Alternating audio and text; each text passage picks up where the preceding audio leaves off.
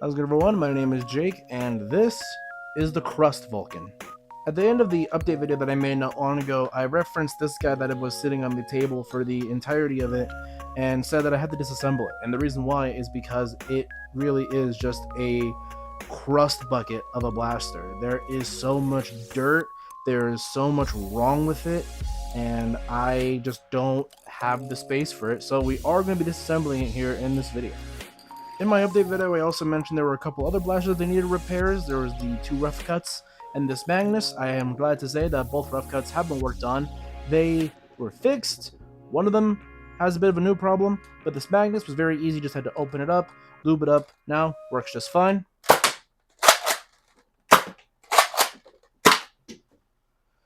Did I mention that it's 10 o'clock at night? But yeah, the Vulcan. This thing, it sucks. It really sucks. The Vulcan is actually a very amazing blaster. This, you can do a lot of really cool things with it. There's a deployable mod where you take a Maverick, a deploy, and one of these, and you shove them together, and it's this really beautiful creation that you don't really even need glue for. You just need hardware and some flat bar. There's 3D printed parts you can use to take this whole barrel section and attach it to a rapid strike. Now, because it's late at night, I'm actually not going to get the entire blaster done tonight, but I do want to remove this bolt and this carry handle.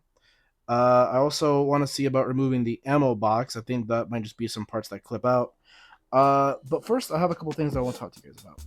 I'm going to be 100% honest with you guys. I am not the smartest person ever, if that wasn't obvious. Now, when it comes to Nerf, I'm very, very smart. I think I know a lot about blasters and their history. So I'm a little embarrassed to admit this, but I'm going to admit this anyway.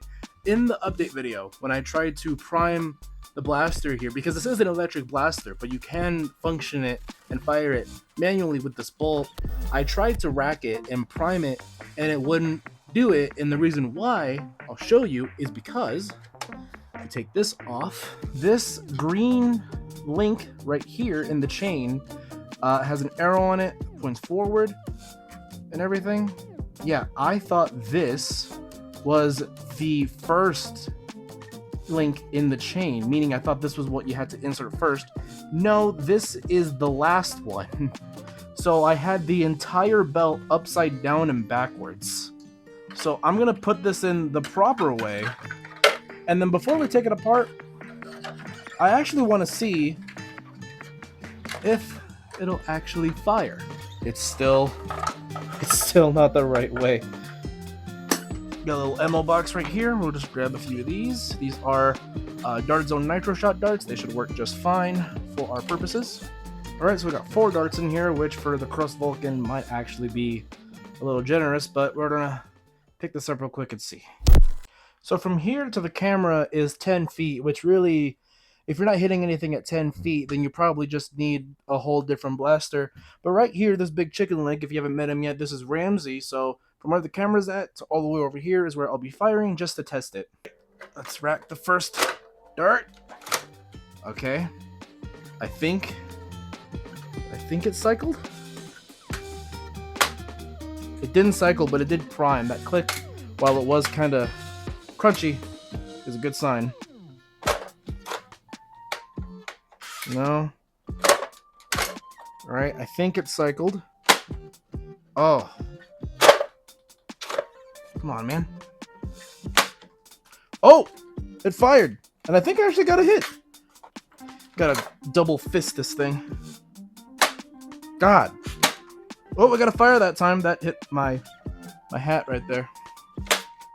Nope. It fired 2 darts, at the very least. So it has the capability to fire darts. But my question is, how are the electronics? Right here, this big orange cap is where the batteries are held. Now, this is a very heavy blaster, but that's because it's what's called an AEB, which means it is an automatic electric blaster. So this does not use a set of flywheels. This has a whole gearbox system in it to automatically cycle a spring. So it automatically primes it and fires it with the trigger pull. So as you have it held down, it just automatically keeps priming and firing over and over and over again. So having a big old gearbox like that adds a lot of weight, but so do D-cell batteries, which I'm pretty sure this thing uses. So I want to see if this thing has any batteries in it, how the condition they're in, and if it will even work with putting new batteries in it. All right. Slide this out, and yup. Ooh. Ooh. So these are Ultra Last alkalines. I should be able to just pop right out. Oh. Oh, that's acid. Oh, I probably should be wearing gloves for this. So they're definitely really dirty. I thought it was actually going to be a lot worse. This one seems to have it the worst out of all of them. That right there. Delicious. Yeah, only one battery had corrosion. The connections here are actually really clean. I thought this would be way, way worse. But now what this means is if I go grab some spare D cells that I have over there, I probably could actually get this thing running. Hold that in place. This is the power switch right here. Oh. Oh, no. Chain is in and... still no life. It's in all the way. This might just be dead. I don't want to believe that it's dead, and I want to believe that there is somehow, some way that this could still work. But I'm not willing to actually fix anything internally. I just want to see if maybe the batteries are the wrong way around. So upon further looking, meaning I asked Bianca to Google it for me, yeah, these are in the right way. There's nothing wrong with these at all. These batteries aren't dead. I checked the voltage on them. So yeah, this is just dead. This Vulcan is just fully dead. We found it has the capability to fire darts if you manually prime it, but the Vulcan's no fun if you have to just prime it manually. And like I said, this thing is a crust bucket and it's disgusting. My hands have gotten very dirty. Like I said, I probably should have worn gloves when doing all this. This is actually disgusting. I feel very gross. But the faster we take it apart, the faster I can throw it in the trash. Now that we've got the proper protection on, I want to mention that I am going to be keeping the carry handle here. And like I said, I am, in this section at least, only going after the carry handle and the bolt. Tomorrow I'll do with the rest of it. But I'm excited because I get to use a tool that I don't use very often. These are, I believe, side panel pliers or priors. I'm not exactly sure. I'll leave a link to the Harbor Freight listing in the description below. These are really handy for getting flywheels off or splitting apart shells. And we're going to use it right here to attack the bolt. I should also mention that I am going roughly off of Captain Xavier's guide on the internals for this blaster while I disassemble it. The only difference is I will not be putting it back together. In fact, I actually have a friend that I might just send all this junk to when I'm done. So we just slide that behind the bolt, apply some pressure. Hopefully this will come right out. Captain Xavier did this with a claw hammer, which I surprisingly don't have access to. I thought for sure these things would be way easier than a claw hammer, actually. Is my grip strength just that weak?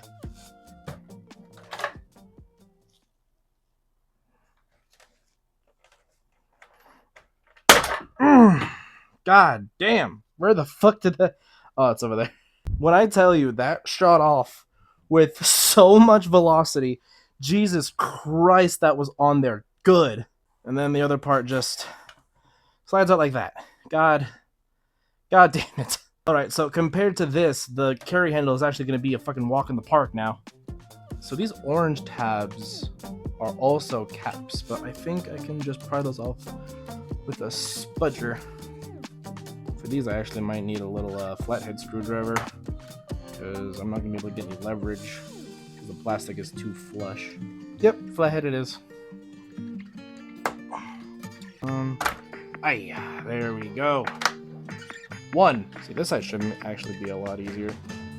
Will I possibly stab myself with a screwdriver? Who knows? That's what keeps things exciting. There, I think that got it. Yep. There we go. One carry handle. So that's our tiny bit of progress for tonight. Now, just rip this out of here. Put that down. I'm gonna be honest, I probably can just rip this out. Let's see. Yep. There we go. Now I'm trying to think about what this could be used for. I mean, there's no lid. Usually there's a lid that goes on this. It's missing. And it's just It is just caked with dirt down there. That is disgusting. So any parts that I do keep, I'm definitely gonna have to give like a fucking bleach soak.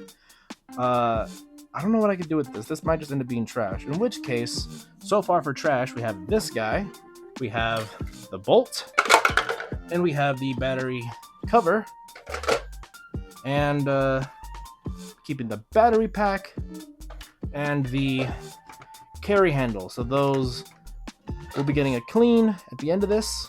These are going in the dump. So real quick, I just want to give you guys a once-over, a closer look of the crust Vulcan and show you a lot of the problem areas and just how crusty it is. If you see in here, this is all supposed to rotate. We got dirt in there, dirt all in this front muzzle piece. There's fading along here, bit of fading here. This internal section, if you look in there, that's faded as well. And then actually this side is worse because this is basically yellow. This is just entirely yellow. While as this, you can actually at least see some of the orange. This is just yellow. It matches the shell almost. I'm telling you guys, this thing was begging to be destroyed, and I'm so glad to finally be doing this. It's cathartic in a way. This thing's just been staring at me for a year, and now I'm finally doing something with it. But anyway, I'll see you guys tomorrow. Okay, so it's next day. Got the Vulcan still here, unfortunately, and so we have confirmation actually from the girlfriend. This does in fact smell like cat piss. The smells emanating from this are not good. I got a good whiff of them yesterday. But I actually have some errands to run today, and to give you some context about when I'm recording this, tonight is AEW Wrestle Dream. John Moxley versus Darby Allin in the I Quit match. One of them's probably going to die. I'm legitimately worried one of them is going to die. But yeah, I'm going to get as far as I can with taking the screws out and disassembling as I can before we have to go. Possibly come back to it tonight. And soon enough, this thing will be off my desk and in the trash.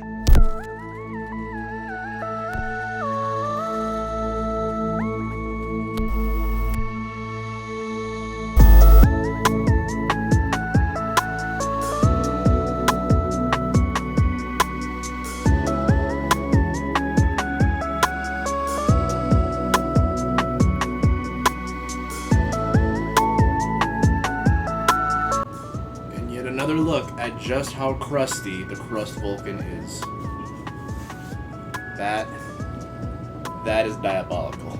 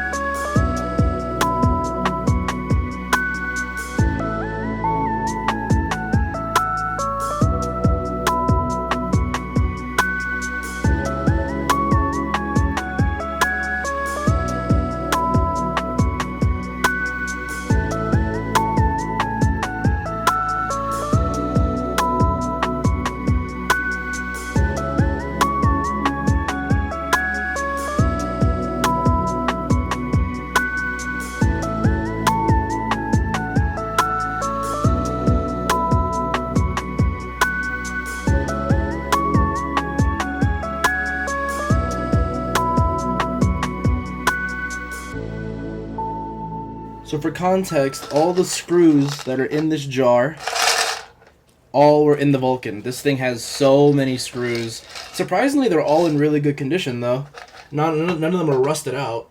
But yeah, the time lapse you saw, I didn't even take all of them out because I missed one here in the sort of tripod. If this is the area where the tripod attaches to, and then one in here where the belt goes. I took those out though. Now we're ready to finally pry this thing open. Here we go. And the reveal. Oh, wow. Oh, this is bad. Oh. Well, is it bad? This is very interesting to look at.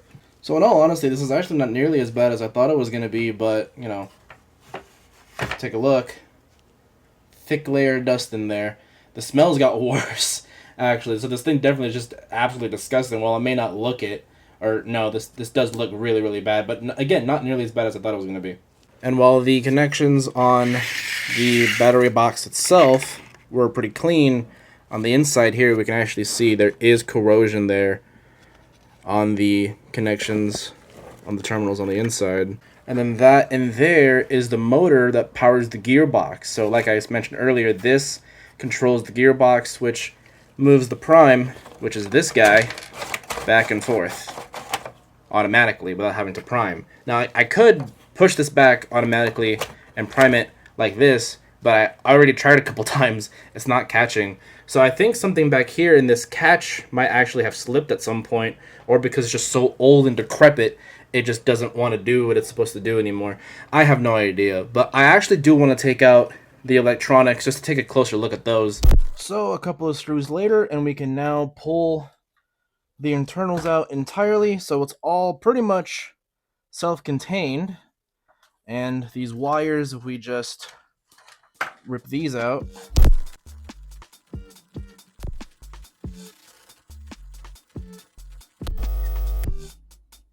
this is the motor that powers the entire gearbox with a circuit board on it. These wires, one of these goes to the battery terminal, one of them goes to the other side of it with a switch in between, where unless it's closed, it will not fire. So that's what that switch does, I believe. And then there's a couple of switches here that I think are just for controls on the gearbox. All things considered, while I don't understand it, I do know that this is fairly simple compared to a lot of other electronic blasters. But I have no use for any of these. I might keep this motor just because it's a heavy, chunky little motor. If I could repair the motor, that'd be pretty sick, actually. Looking at these internals is very intimidating, so I'm really glad I don't have to worry about putting this back together, because I do want to get at the actual spring that's in here. It's rather flimsy, but it's a spring. I'm not going to pass up adding another spring to my spring collection. As for this, the electronics, I might try to salvage this motor. I'm not sure if it has any use, so it could just be trash, as well as this will inevitably be, but I want to show you guys something. You'll notice I've left the barrel entirely intact, and I said that I was going to be keeping this. Now, the reason why I haven't taken anything apart is because there is a single screw in here holding it to the rest of the shell. All that's stopping you from pulling the barrel out of this blaster, and it's just one little screw, and then pops right out. And this is good because the muzzle looks really nice, these panels are really cool, there's rail, nice chunky grip right here, and entirely it just looks really, really cool. Yeah, you actually could probably even one-hand this like a big, actually it looks kind of like the junk jet from Fallout 4 now.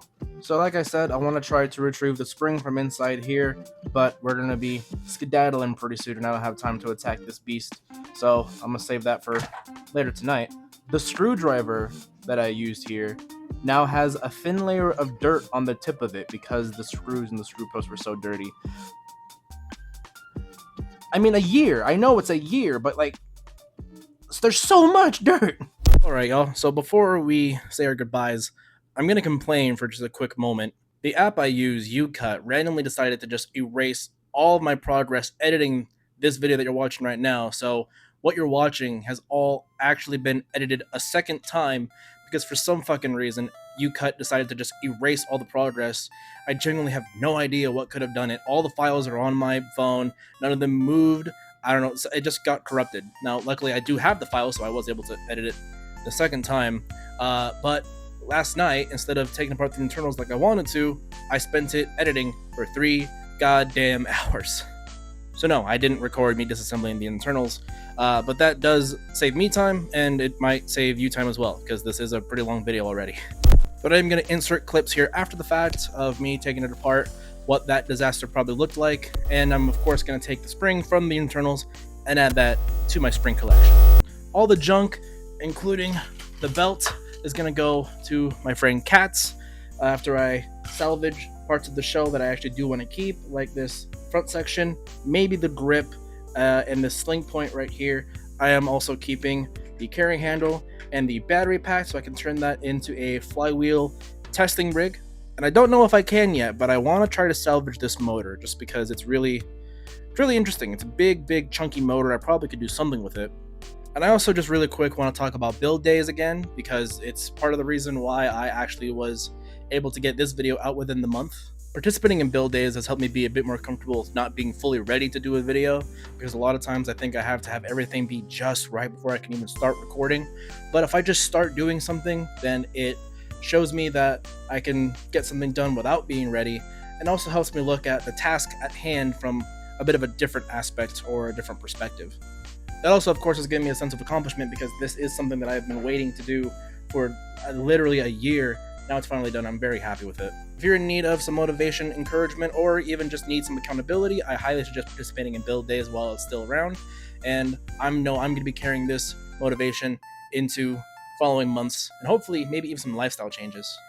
If things go right, there should even be a third video coming out this month. Not sure what, but there should be. If not, that's fine. You know, life is still life, and there will always be time in the future. But I think that's about all from me. You cut, fix your fucking app. I'll see you guys next time.